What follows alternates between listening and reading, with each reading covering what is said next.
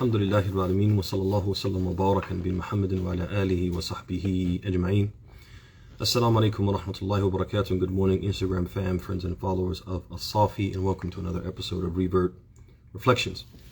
So one of the arguments that we commonly hear from atheists and people who promote the beliefs and the ideas and the ideology of atheism is, how can you believe in a God who would do X? Or I refuse to believe in a God who would do X. So for example, I refuse to believe in a God who would allow children to be born deformed, without a limb, for example. I refuse to believe in a God who would allow there to be famine that causes people to starve to death, to die of thirst. I refuse to believe in a God who would allow there to be these awful diseases that wipe out entire populations, etc. So I refuse to believe in a God who would let these types of things happen, etc., and so on. And this is an argument which is commonly used by people who adopt atheism as their belief system.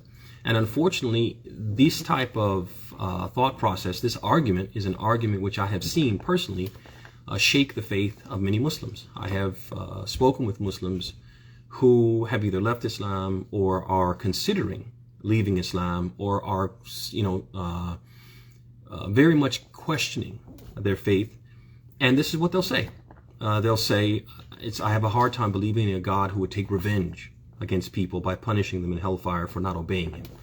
I refuse to believe in a God who would, for example, let a person be in a tragic accident, but they don't die, but they suffer. They're in so much pain and agony, no matter how much physical therapy, no matter how many operations they do. They're just in agony. Why would God do something like this? How can I believe in a God who would do something like this? And so on and so forth, etc., so on and so forth.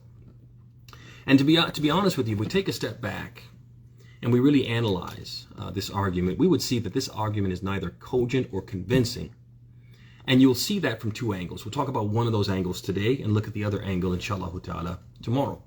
So the first angle is that, in essence, this argument, actually the person who argues it, or argues using it, I should say, actually acknowledges the existence of God.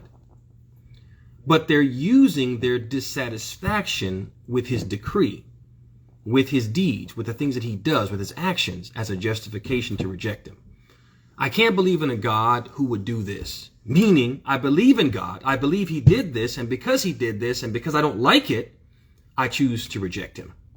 But what we have to understand, brothers and sisters, this is not cogent. That doesn't make sense. It's not convincing, because not liking some of the things that Allah does, or some of the things that anyone does, doesn't make him or them stop existing, doesn't make them disappear. And no matter how much we pretend that Allah doesn't exist and try to explain away his existence and justify our disobedience and rejection of accountability, I don't feel like I have to answer to God because he did X, he did Y and Z. No matter how much we do that, none of those things will magically make Allah go away or cease to exist. We can say, I don't like what he does, and therefore I choose not to believe in him, but that won't make him stop existing. It's not an argument that negates the existence of God. And I'll give you an example, and actually it's something which will ultimately harm us in the end. It won't prove fruitful or beneficial or advantageous for us in the end. And I'll give you an example, ala ujala, before we close out. Imagine that, for example, I work for a company and there's some type of required training I have to do.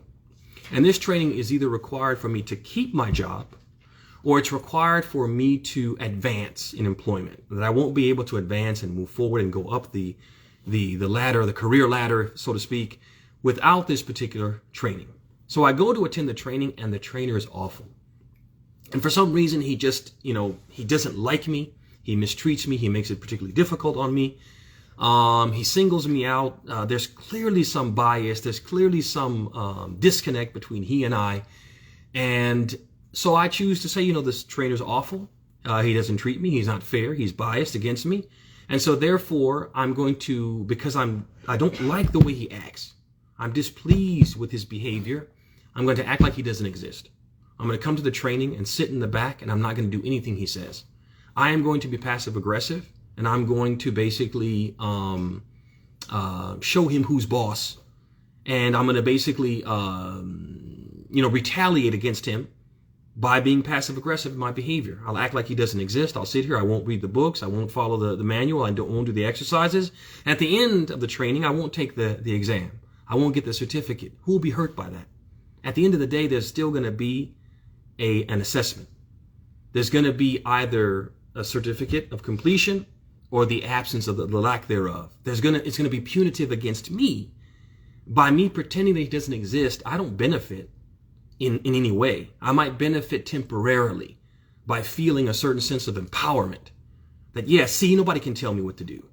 I'm in charge of my destiny. I'm not gonna listen and do what he says, and I'll show him. Yeah, that'll last for what? For so long, and ultimately he's gonna put an assessment on my table and tell me I have an hour to complete the assessment. I won't be able to complete the assessment. I'll fail, and I'll either lose my job or I won't be able to advance in my job, and I will suffer the consequences. Similarly, brothers and sisters, we can pretend that God doesn't exist because we don't like some things that he does. We don't understand some things that he does. But at the end of the day, we're going to die. This is the one thing that we all agree on. Atheists and theists, believers in God and deniers of God, we all agree that this world is going to come to an end. And when it comes to an end, we're going to meet Allah subhanahu wa ta'ala, and he's going to hold us accountable. And all that denial that seemed to serve us in this world will harm us, and there will be a heavy price to pay for it in the next. And so this argument is not cogent from that angle, and inshallah ta'ala we'll look at the other angle bi'idhnillahi ta'ala tomorrow. Until then, brothers and sisters, we ask Allah subhanahu wa ta'ala to bless your houses, to bless your spouses, to bless your sources of livelihood and income, to bless your families, to bless you and make you blessed wherever you may be, to shower you with his blessings and to surround you with his protection. هذا وصلى الله وسلم وبارك على نبينا محمد وعلى آله وصحبه أجمعين.